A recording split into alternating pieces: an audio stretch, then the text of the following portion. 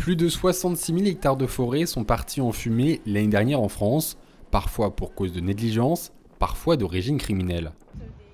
Les pompiers de la Haute-Marne, de leur côté, s'organisent déjà pour la lutte contre les feux de forêt, afin d'apporter concours sur tout le territoire national, mais aussi intervenir sur le département, comme ce fut le cas à 3 reprises en 2022, car ce risque touche désormais l'ensemble de l'Hexagone. Ce jeudi, un exercice départemental a été organisé à Joinville, avec une quarantaine de sapeurs-pompiers volontaires et professionnels. Le scénario, un accident de la circulation provoquant des étincelles et un épandage de carburant mettant le feu à une forêt jouxtant un lotissement pavillonnaire. On est au milieu d'une formation de spécialistes feux de forêt. Donc, c'est vrai que le département de la Haute-Marne, le service départemental d'incendie et de secours de la Haute-Marne est très engagé sur les feux d'espaces naturels et de forêt. On a une compétence tout à fait particulière parce que tous les étés, on a quand même énormément d'hectares qui partent en fumée sur les récoltes et les feux de chaume et quelques feux de forêt également. On a aussi des risques nationaux qui commencent à se rapprocher puisque l'été dernier, on a participé à la lutte contre les feux de forêt dans le Jura ainsi que dans les Vosges.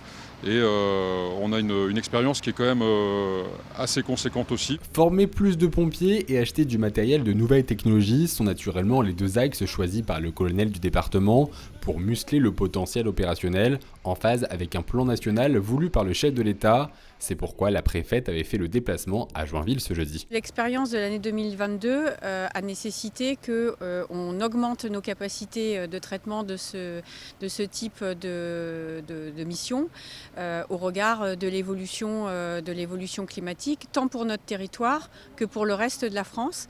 Et donc la capacité de contribution de tous les sapeurs-pompiers de France et donc de Haute-Marne est sollicitée. Les moyens aériens sont un des renforts essentiels pour la lutte contre ce genre de feu, les canadaires et les hélicoptères pour le dépotage d'eau et des drones pour la reconnaissance du terrain, évaluer la progression du sinistre et même faire des recherches de personnes.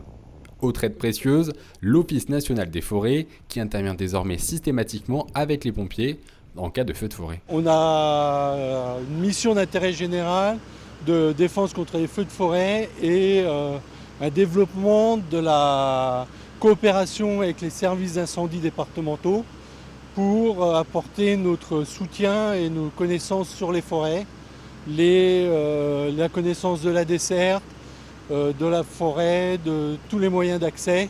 Les exercices de ce genre doivent se multiplier. Cette année, le service départemental d'incendie et de secours de la Haute-Marne forme 3 fois plus d'hommes que l'année dernière à la gestion des incendies en espace naturel.